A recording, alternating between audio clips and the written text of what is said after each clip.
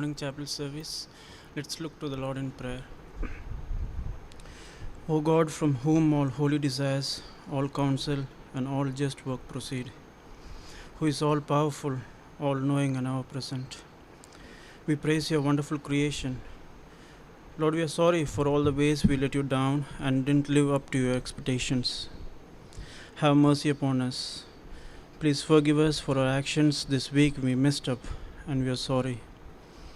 Help us to overcome our faults and to do better next time.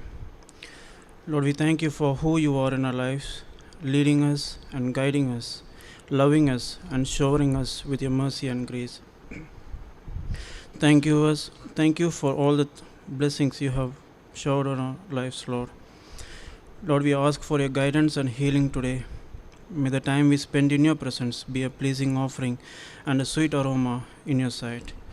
We submit to your loving rule over our lives. Lead us and guide us. All this we pray in the name of our Lord and Savior Jesus Christ. Amen. All Hail the Power of Jesus' Name is a popular hymn sung by many Christian denominations. This hymn is often referred to as the national anthem of Christendom. The hymn is a tribute to Jesus' lordship. It portrays Jesus as a king, with angels at his feet, with a crown on his head, and with every kindred, every tribe singing praises to his majesty. And it celebrates our opportunity to be part of the celebration, to join the everlasting song and crown him Lord of all. It promises to be the grandest party ever, and we are all invited. I request the congregation to stand in the places and join along with the worship team.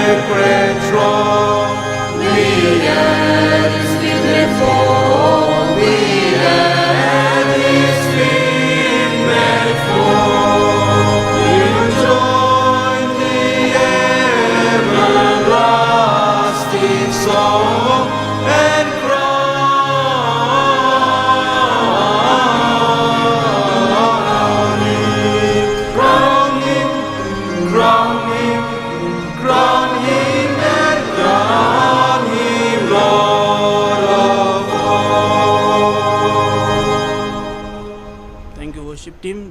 congregations may have the seats.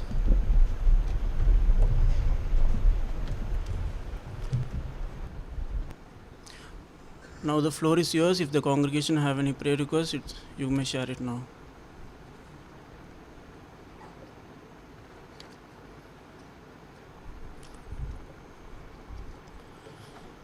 If not, then I have free prayer request.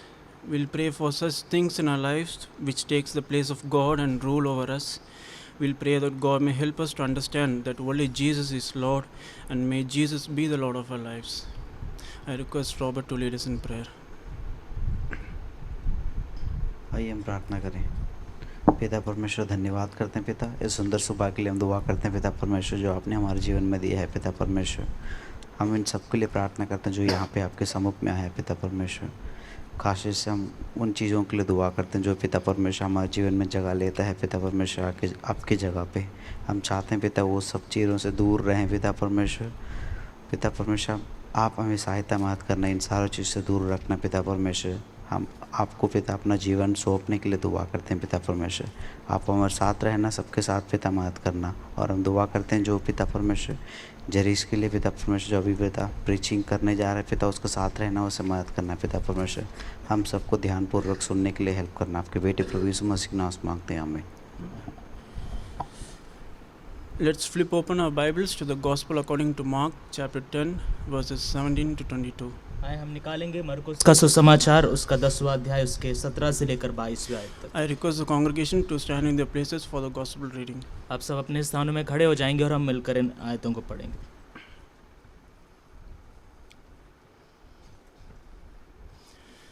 The Gospel according to Mark chapter 10 beginning from verse 17. मरकुस का सुसमाचार 10वां अध्याय उसके 17वें आयत से आगे।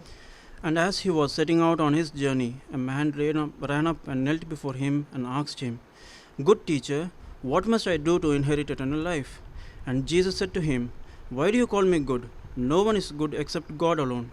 You know the commandments: do not murder, do not commit adultery, do not steal, do not be a false witness, do not defraud, honor your father and mother." And he said to him, "Teacher, all this I have kept from my youth." And Jesus, looking at him, loved him and said to him, "You lack one thing. Go sell all that you have, give to the poor, and you will have treasure in heaven, and come follow me." Disheartened by the saying, he went away sorrowful, for he had great possessions. May God bless the reading and hearing of his word. Thanks be to God. Please be seated. कृपया बैठ जाएं। Grace to you and peace from the triune God who was and is to come. त्रिएक परमेश्वर जो था, जो है और जो आने वाला है, उससे आपको अनुग्रह और शांति मिलती रहे। Right from my childhood, I was brought up in a CS atmosphere, and I like a lot of things done in these churches. बचपन से ही मैं एक CSI के एक वातावरण में पला बढ़ा और इस कलीसिया के संबंध में बहुत कुछ मुझे पसंद है। One of the things which I like the most is the confession of our creed. एक बात जो मुझे बहुत ज़्यादा पसंद है वो विश्वास वचन का अंगीकार है। It's very important. ये बहुत ही महत्वपूर्ण है। Why? क्यों? During the early times, there were a lot of confusions and a lot of heresies popping up. क्योंकि आदि दिनों में बहुत सारा असमंजसताएं और गलत शिक्षाएं प्रबल हो रहे थे। During the first 3 centuries, the early church fathers gathered along a lot of times along with this church council and pondered upon how to direct the Christians in truth and in a right path. और पूर्व कलीसिया के पूर्व पिताओं मिलकर आते थे और वे लोग इस बात पर वार्तालाप और चर्चा करते थे कि कैसे मसीहों को सही मार्गदर्शन दिलाना है। So they made for themselves a boundary through the confession of a creed. इस कारण से विश्वास वचन के अंगीकार के द्वारा वो अपने लिए एक सीमा को बनाए। This is our foundation and we all believe in this. ये हमारा बुनियाद है और हम इस पर विश्वास करते हैं। And based on that, the creeds were made. और इस बात के आधार पर विश्वास वचन बनाए गए। But we know that there are a lot of creeds like the Nicene Creed, the Apostolic Creed, and so on. और हम जानते हैं नाइसिन क्रीड, अपोस्टल क्रीड जैसे कई सारे विश्वास वचन हैं। But Bible scholar says that the first creed of the ancient church was these 3 words. लेकिन वचन के विद्वान कहते हैं कि प्राचीन कलीसिया की जो विश्वास वचन थे वो ये 3 शब्द हैं। Jesus is Lord. यीशु प्रभु है। This was the first creed they confessed. ये वो पहला विश्वास वचन है जिसका वो अंगीकार करते हैं। There are some internal biblical evidences for that. कुछ अंदरूनी वचन के सबूत भी है इसके लिए। When we read Philippians chapter 2 verse 11, जब हम फिलिपियों की पत्री 2 का 11 पढ़ते हैं, it says that and every tongue confess that Jesus Christ is Lord to the glory of God the Father. उसमें ये लिखा है कि हर एक जुबान ये अंगीकार करेगी कि यीशु प्रभु है ताकि पिता को महिमा मिले। In the same way we read in Romans chapter 10 verse 9, ठीक उसी प्रकार रोमियों की पत्री 10 के 9 में हम पढ़ते हैं, where it says that if you confess with your mouth that Jesus is Lord and believe in your heart that God raised him from the dead, you will be saved. यहाँ पर लिखा है कि यदि तुम अपने जुबान से अंगीकार करोगे कि यीशु प्रभु है और ये विश्वास करते हो कि परमेश्वर ने उसे मृतकों में से जलाया है तो आप उद्धार को पाएंगे। Many times people ask this question, कई बार लोग ये सवाल पूछते हैं, how can I be saved? मैं कैसे उद्धार पाऊं? Well, the answer is if you confess with your mouth that Jesus is Lord, you will be saved. लेकिन इसका जवाब यह है, यदि आप जुबान से अंगीकार करेंगे कि यीशु प्रभु है तो आप बचा लिए जाएंगे। Not just uttering in the lips, but it should come out from the depths of the heart. केवल होठों से उद्धृत करना नहीं, लेकिन दिल से ये निकलना है। Believe in your heart and confess it from your mouth that Jesus is Lord. दिल से विश्वास करना, जुबानों से अंगीकार करना कि यीशु प्रभु है। And in return to this confession, the early church went through a lot of persecution. इसके प्रत्युत्तर में जो शुरुआती कलीसिया कई सारे सताव से होकर गुजरी। Why? क्यों? In the first century AD, Rome was called as a superpower or as the eternal city. क्योंकि पहली शताब्दी में रोम एक बहुत ही महानगर था और बहुत ही सामर्थ्य एक नगर हुआ करता था। The emperor was worshipped as a god. और वहाँ के जो सम्राट थे उनको देवता माना जाता था। And the title Lord was given by the people to this emperor. और लोग उससे प्रभु संबोधित करते थे। But as a small group of Christians was taking shape, लेकिन जब ये छोटी मसीहों का झुंड आकार ले रहा था, they said that Caesar is not Lord, but Jesus is Lord. वे ये कहते थे कि कैसर प्रभु नहीं लेकिन यीशु प्रभु है। What audacity of faith! कितना ही हिम्मत वाला एक विश्वास है उनका। The emperor of Rome may be ruling the world, but there is someone who is ruling above him. वो कहना चाहते थे कि एक सम्राट है जो बहुत बड़ा शासक है, लेकिन उसके ऊपर एक प्रभु है। Jesus is ruling. यीशु प्रभुता करता है। Jesus is on the throne. यीशु मसीह सिंहासन पर है। And in return to this confession, they went through a lot of persecution. इसके प्रत्युत्तर में वो सताव को झेले।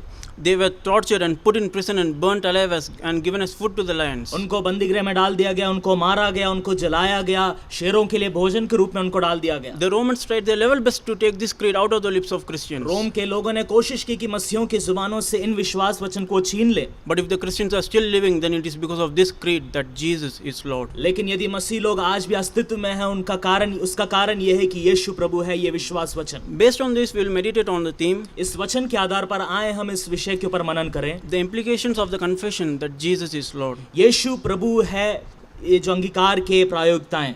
This passage is an interesting passage. ये गद्यांश बहुत ही रुचिकर है। In this passage, Jesus has spoken a lot of things about wealth. और इसमें यीशु ने धन के विषय में कई बात कहते हैं। Wealth comes from God. ये धन परमेश्वर की ओर से आता है। But if you are not careful, then we will run back to wealth and we will forget the God who gave it. यदि हम इस धन के विषय में हम सचेत नहीं हैं, तो हम इस धन के पीछे जा सकते हैं और जिस परमेश्वर ने इसे दिया उसे हम भूल सकते हैं। So as children of God, let our eyes be fixed on Jesus. इस कारण परमेश्वर के संतान होने के नाते हमारे नजरें यीशु की ओर टिके रहे। But the fundamental truth of this text is the lordship of Jesus Christ. लेकिन इस गद्यांश का जो बुनियादी सच्चाई ये है कि यीशु प्रभु है।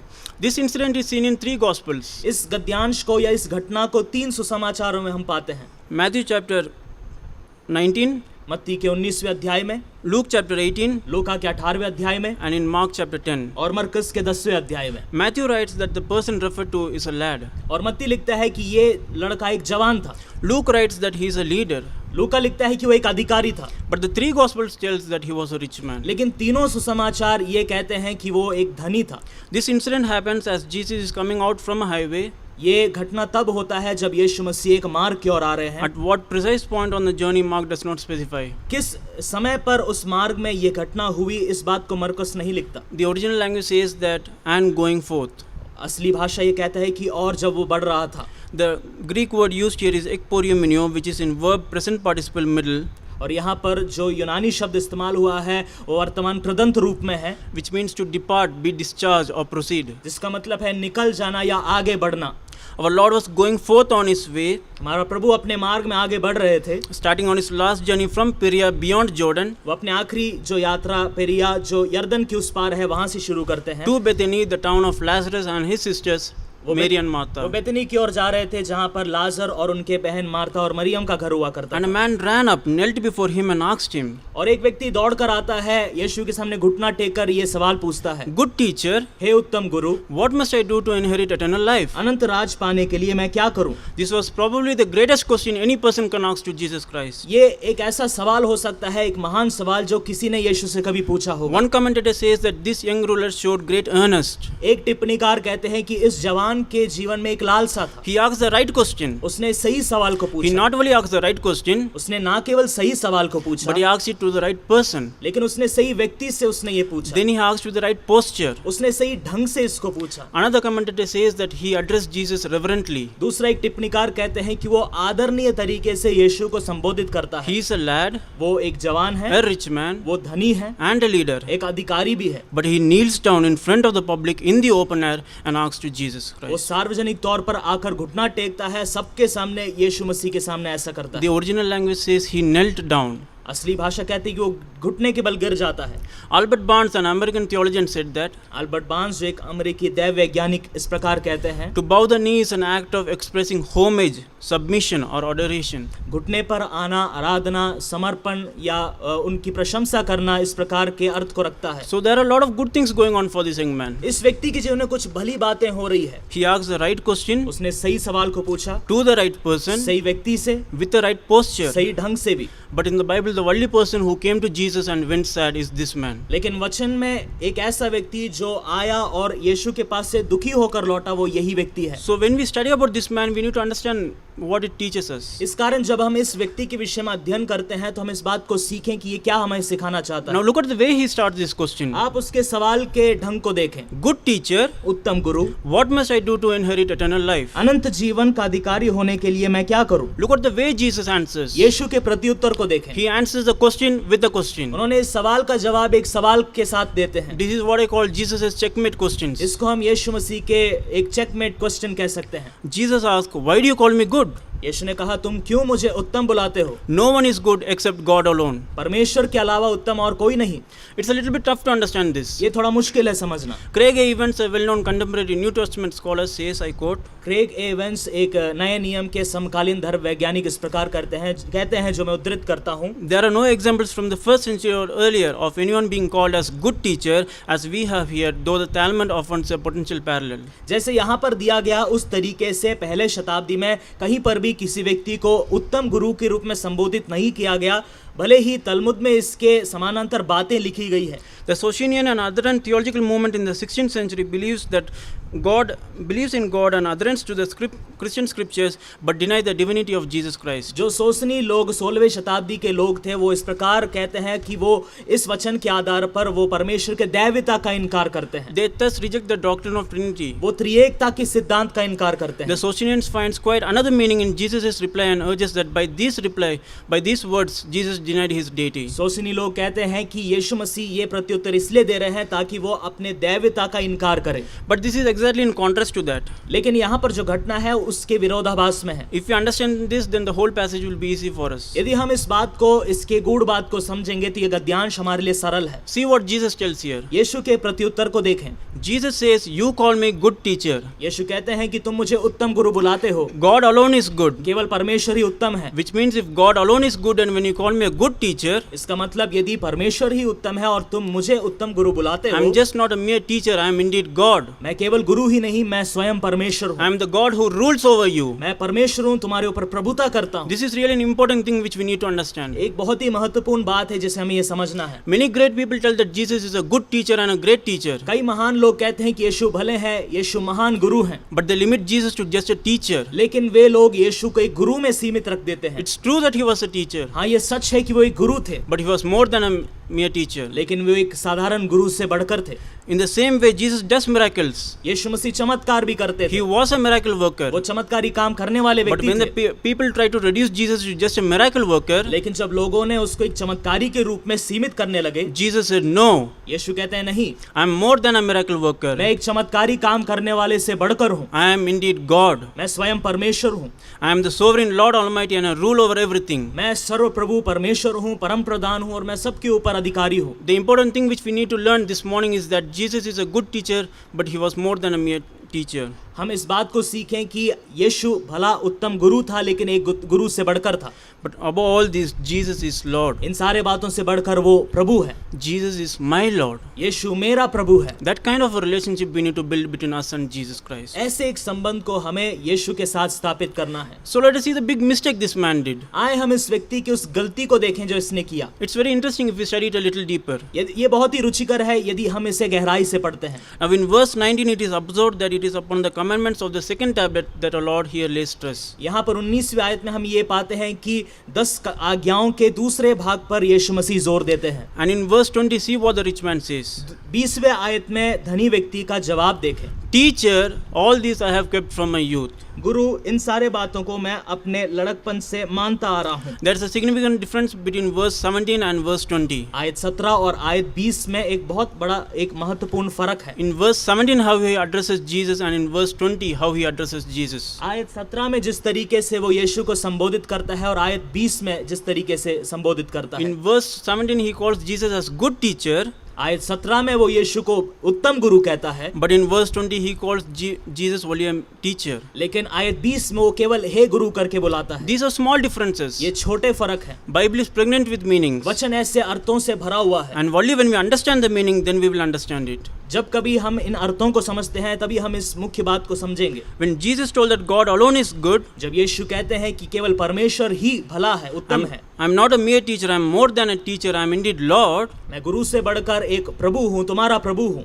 This person didn't like to accept Jesus as Lord. ये व्यक्ति नहीं चाह रहा था कि वो यीशु को प्रभु के रूप में स्वीकारे। He just wanted Jesus to be a teacher. वो चाहता था कि यीशु गुरु के रूप में सीमित रहे। So he drops the questionable adjective good. इस कारण से वो जो विशेषण है उसको वो छोड़ देता He है। said, you just be my teacher. वो कहता है कि आप मेरे गुरु ही रहो। Why? क्यों? We need to understand the context. हमें इसके संदर्भ को समझना है। In the first century, there were many rabbis. पहले शताब्दी में कई सारे रब्बी लोग थे। You can go and follow them. आप उनके पीछे जा सकते थे। But when you don't want the teacher, यदि आपको वो गुरु नहीं पसंद आ रहा, you can go and look for someone else. आप उसे छोड़कर किसी और के पीछे जा सकते हैं। But because Jesus is Lord, लेकिन यीशु यहाँ पर प्रभु है। you can't pick and choose. आप वहाँ पर चुनाव नहीं कर सकते। You have to obey him. आपको उसका आज्ञा मानना ही है। So he immediately removed the word good and just said teacher. इस कारण से वो तुरंत उत्तम शब्द निकालकर केवल गुरु संबोधित करता So है। it's very clear for us that he doesn't want to come under the lordship of Jesus Christ. इस कारण ये बहुत ही स्पष्ट है कि वो यीशु के प्रभुता के अधीन में आना नहीं चाहता। If you and I confess that Jesus is Lord, यदि आप और मैं अंगीकार करते हैं कि यीशु प्रभु है, then what are some of the qualities that must be seen in our lives? तो किन प्रकार के गुण हमारे जीवन में होने हैं? We will detect 4 qualities. हम 4 गुणों को पाते हैं। First quality, पहला गुण, if Jesus is Lord, then there must be an undivided allegiance to Jesus. यदि यीशु प्रभु है तो एक ना बटा हुआ निष्ठा यीशु की ओर रखें। Jesus knows that there is something, an issue in his life that has become his idol. यहाँ पर यीशु देख पा रहे हैं कि इस व्यक्ति के जीवन में एक समस्या है जो उसकी मूर्ति बन चुकी है इसके It has जीवन में। become his sorrow. वो उसका दुख बन चुका है। What is that? वो क्या है? That is his desire for money. वो उसका धन है।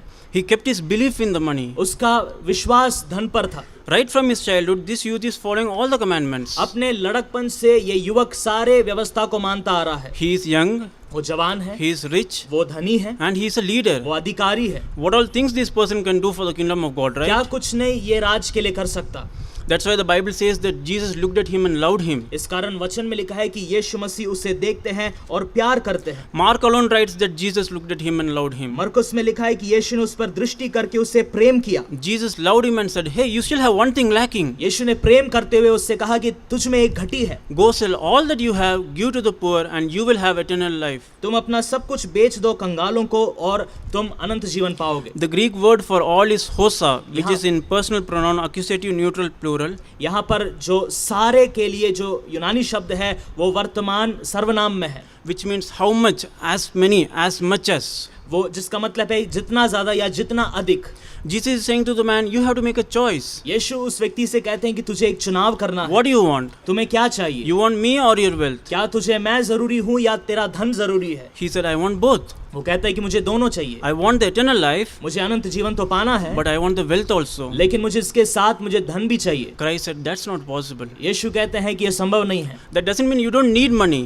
उनका मतलब ये नहीं कि तुम्हें धन की आवश्यकता नहीं है। The question we need to ask here is that what or which is ruling over us? सवाल यहाँ पर उठना ये है कि हमारे ऊपर क्या प्रभुता करता है। On some people's life, pride rule over them, authority, money power, some bad habits. कुछ लोगों के जीवन में घमंड, पैसा का सामर्थ्य और कोई बुरे आदत अधिकारी हैं। You may say, Lord, I need this, but I need you also. आप कहते हैं, हम कहते हैं कि मुझे ये भी चाहिए, मुझे प्रभु आपकी भी आवश्यकता है। That cannot happen. ये संभव नहीं है। Jesus commands the wealthy man to go and sell sell his wealth and come and follow him. यीशु मसीह उस धनी से ये आज्ञा देते हैं कि तुम जाओ और अपने सारे धन को बेच दो और तुम वापस आओ, मेरे पीछे हो लो। But the man did not want to give up his wealth because his wealth was ruling over him. लेकिन वो व्यक्ति अपने धन को छोड़ना नहीं चाहता था क्योंकि धन उसके ऊपर प्रभुता करने Money लगा। has become his master. उसका मालिक ये धन बन चुका His था। possessions have possessed him. उसके धन ने, उसके संपत्ति ने उसको ग्रसित कर लिया था। Remember, money is important, धन जरूरी है, but it is a good servant and a bad master. परंतु वो एक अच्छा सेवक जरूर है लेकिन एक बुरा मालिक है। Money is needed for our needs, हमारे जरूरतों के लिए धन की आवश्यकता जरूर है, but when money starts to rule over us, लेकिन जब धन हमारे ऊपर प्रभुता करने लगती है then we will go far away from God. तब हम परमेश्वर से दूर चले जाते हैं। If a person confesses that Jesus is Lord,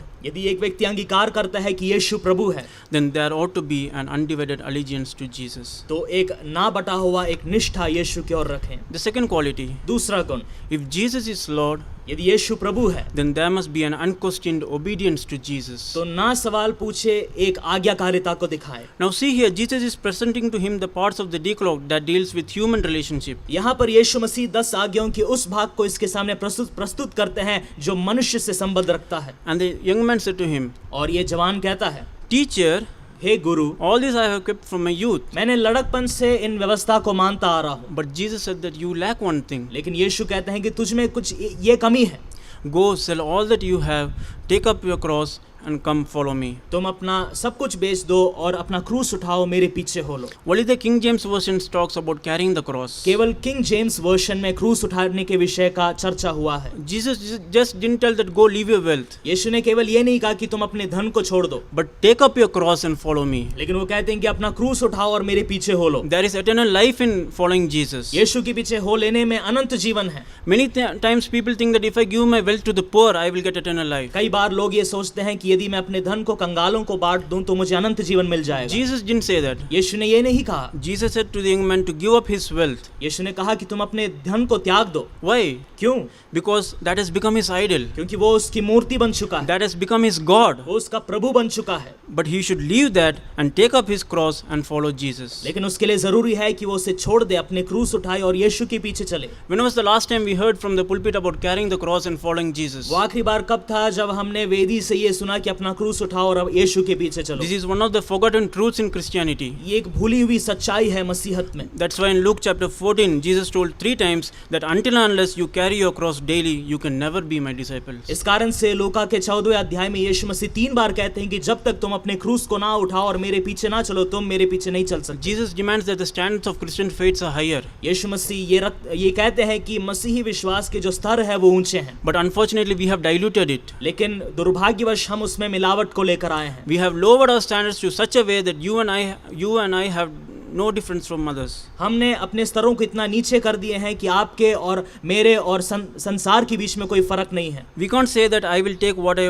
like and leave the things I hate. हम ये नहीं कह सकते कि मुझे जो पसंद है उसको मैं ले लूंगा और जो नहीं पसंद है उसको मैं छोड़ दूंगा। If Jesus is just a teacher, you can say that. यदि यीशु केवल एक गुरु है तो आप ये कह सकते हैं, But if Jesus is Lord, लेकिन यदि यीशु प्रभु है then there must be an unquestioned obedience and the willingness to give up all kinds of idols. तो ना सवाल पूछे एक आज्ञाकारिता को हम दिखाएं और हम अपने सारे मूर्तियों को हम छोड़ दें।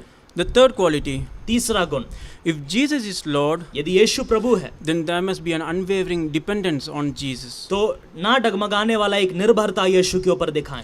The reason why this youth, this leader doesn't want to leave his money and come to Jesus is यीशु के पीछे अपने धन को छोड़कर ये जवान इसलिए नहीं आना चाहता था because his whole life is dependent on the money. क्योंकि इसका संपूर्ण जीवन धन के ऊपर निर्भर है। His security is based on money. उसकी सुरक्षा धन के ऊपर आधारित है। Suppose if this wealth goes away from him, यदि ये धन उससे छीन लिया जाए, he may lose the respect in the society. वो शायद समाज में अपने आदर को खो दे। He is worried what he will do tomorrow for his life. वो चिंतित है कि कल के लिए वो क्या करेगा। But Jesus is telling, if you call me Lord, your dependence ought to be on me. लेकिन यीशु कहते हैं कि यदि तुम मुझे प्रभु संबोधित करते हो तो तुम्हारा निर्भरता मेरे ऊपर होना है। Jesus is not against the rich. यीशु मसीह धनियों के खिलाफ में नहीं But है। what's the young man's problem? लेकिन इस जवान का समस्या क्या है? His problem is that his dependence is on his wealth. इसका समस्या ये है कि उसका निर्भरता पूर्ण रूप से धन के ऊपर है। His whole life security is based on his wealth. उसकी जीवन की सुरक्षा धन के ऊपर आधारित है। If we confess that Jesus is Lord, यदि हम अंगीकार करते हैं कि यीशु प्रभु है, then our dependence ought not to be on the money but on Jesus. तो हमारी निर्भरता पैसे के ऊपर नहीं, धन के ऊपर नहीं, लेकिन यीशु मसीह के ऊपर हो। Money can vanish away any time, right? ये धन कभी भी मिट जा सकता है। The question God is asking us today is that सवाल यीशु मसीह हमसे ये पूछते हैं, on what is our dependency? किस बात के ऊपर हम निर्भर हैं? If Jesus is Lord, यदि यीशु प्रभु है, then our dependency and our security ought to be on Him. तो हमारी निर्भरता और हमारी सुरक्षा का आधार यीशु रहे। The fourth quality, चौथा गुण, if Jesus is Lord, यदि यीशु प्रभु है, then there must be an unselfish benevolence towards Jesus. तो एक निस्वार्थ परोपकारीपन यीशु मसीह की ओर हम रखें। Here Jesus is telling to the rich man to go and sell all that he had and give to the poor and he will have eternal life. यहाँ पर यीशु मसीह कहते हैं कि तुम जाओ, अपने धन को बेच दो, कंगालों को दे दो, और तुम मेरे पीछे आने से तुम्हें अनंत जीवन प्राप्त होगा। But he felt disheartened. लेकिन ये व्यक्ति कमजोर पड़ जाता है इस He might बात have में। probably thought, who is the teacher who asked me to take my money and give it to others? वो ये सोचने लगता है कि ये गुरु है कौन जो मुझसे ये मांग करते हैं कि तुम अपने धन को बेच दो। In order to get this money, I have gone through a lot of pain. इस धन को कमाने के लिए मैं बहुत दर्द से होकर गुजरा, I have sweat a lot मैंने बहुत पसीने बहाए, and I have made this wealth. और मैंने इस धन को कमाया। Why should I give it to others? मैं क्यों इससे दूसरों को दे दूं? But the point Jesus is telling to this man is that लेकिन यीशु मसीह ये कहना चाहते हैं, the money which you have in your hand is because of me. जिस धन को तुमने कमाया है, जो तुम्हारे हाथ में है, वो मेरे कारण है। This money wouldn't have come to you if they were not given to bless you. यदि तुम्हें आशीषित करने के लिए ये नहीं दिया होता तो ये तुम्हें कभी नहीं मिलता। But have you ever asked, why have I blessed you? लेकिन क्या तुमने कभी ये सवाल पूछा कि मैंने क्यों तुम्हें धन्य किया? Today we ask Jesus, Lord, bless us, and He does bless us. और आज हम कई बार यीशु मसीह से पूछते हैं, प्रभु हमें आशीष कर, वो जरूर करता भी है। But why is Jesus blessing us? लेकिन यीशु मसीह हमें आशीषित क्यों करते हैं? Today Christianity has become a form of consumeristic religion. आज मसीहत एक उपभोक्तावादी एक धर्म बन चुका है। What will I get if I come to Christianity? मसीहत में आने से मुझे क्या मिलेगा? What will I get if I come to Jesus? यीशु के पास आने से मुझे क्या प्राप्त होगा? The fundamental truth which Christianity needs to learn today is that बुनियादी सच्चाई जो मसीहत को सीखना है, याद करना है, वो ये है, Jesus is blessing us so that we may use this blessing not to satisfy our selfish desire but to use the blessing and to be a blessing to others. यीशु मसीह हमें आशीष इसलिए देते हैं ना कि हम स्वार्थी बनकर उसमें हम आनंदित रहें, लेकिन उन आशीषों के द्वारा हम दूसरों को आशीषित करें। I should not be a container of God's blessing but I must be a channel of God's blessing to others. मैं परमेश्वर के आशीषों का बर्तन ना बनूं, लेकिन उसका मैं एक श्रोता बन जाऊं। Thank God for those things that are given to us. हम परमेश्वर का धन्यवाद करें कि जो आशीष उसने हमें दिए हैं, And let us ask God what to do with the things that are given to us. और हम परमेश्वर से मांगें, पूछें कि मैं क्या करूं इन आशीषों का। Do you know Jesus asked to give to whom? क्या आपको मालूम है यीशु ने किसको देने के लिए मांग किया? Give to that kind of a person who can't return you back. आप उनको दो जो आपको वापस ना चुका पाए। That's why Jesus said go and give to the poor. इस कारण से यीशु मसीह कहते हैं कि जाओ और कंगालों को दे दो। If you give in that way, यदि आप इस तरीके से देते हैं, you will have treasure in heaven. आप स्वर्ग में धन को बटोरेंगे। Let's learn to live a Christ-centered and other-oriented life, which is also a self-denying life. आए हम मसीह केंद्रित, दूसरों के लिए देने वाला और स्वयं को त्यागने वाला जीवन को बिताएं। If Jesus is Lord, यदि यीशु प्रभु है, then there must be an unselfish benevolence towards Jesus. तो एक निस्वार्थ परोपकारीपन यीशु मसीह की ओर हम रखें। Today we have seen 4 qualities आज हमने 4 गुणों को देखा, which needs to be reflected in and through our lives. जिसको हमें अपने जीवन में और जीवन के द्वारा हमें प्रकट करना है। If Jesus is Lord of our life. यदि यीशु हमारे जीवन का प्रभु है, The first quality, पहला गुण, an undivided allegiance to Jesus. एक ना बटा हुआ निष्ठा यीशु की ओर रखें। Second, an unquestioned obedience to Jesus. दूसरा, बिना सवाल पूछे आज्ञाकारिता को दिखाएं। Third, an unwavering dependence on Jesus. तीसरा, ना डगमगाने वाला एक निर्भरता को दिखाएं। And fourth, there must be an unselfish benevolence towards Jesus. और चौथा, एक परोपकारीपन, निस्वार्थ परोपकारीपन को हम यीशु के प्रति रखें। This morning shall we make a commitment, आए आज सुबह के समय एक निर्णय को हम बनाएं, affirming that Jesus is our Lord. इस बात को कहते हुए कि यीशु मेरा प्रभु है। No matter what happens to me, चाहे मेरे जीवन में कुछ भी क्यों ना हो, I will go and proclaim the good news that Jesus is Lord. मैं जाऊंगा और इस शुभ संदेश को सुनाऊंगा कि यीशु प्रभु है। Lord, I just don't want to be a container of blessing, but I want to be a channel of blessing to others. प्रभु, मैं आशीषों का एक बर्तन नहीं, लेकिन मैं उसका एक श्रोता बनना चाहता हूँ दूसरों के लिए। May the Lord of all creation and the author of life सारी सृष्टि का परमेश्वर और जीवन का मालिक guide us to be under Jesus' rule हमें मदद करें कि हम यीशु मसीह के अधीनता में रहें and help us to be humble और हम नम्र हो जाएं, so that we can follow these 4 qualities and share our resources with the needy. ताकि हम इन चारों गुणों को अपने जीवन में अपनाएं और उसके पीछे चलें और अपने स्रोतों को, आशीषों को दूसरों के साथ हम बांटें। With a humble and penitent heart, एक नम्र और समर्पण वाले दिल के साथ let's bow our heads and shall we commit our life to Jesus' Lordship. आए अपने सरों को हम झुकाएं और यीशु मसीह के प्रभुता के और हम अपने जीवनों को समर्पित करें। Lord of all power and might, who is the author and giver of all good things, who has taught us that it is more blessed to give than to receive, to serve and not to count the cost, to toil and not to seek for rest. Lord, help us to take up the challenge to share the blessings that we have received with those who are in suffering and needy. We humbly dedicate all our offerings to you, and may all our gifts and energies be consecrated for the extension of thy kingdom on earth through Jesus Christ our Lord. Amen.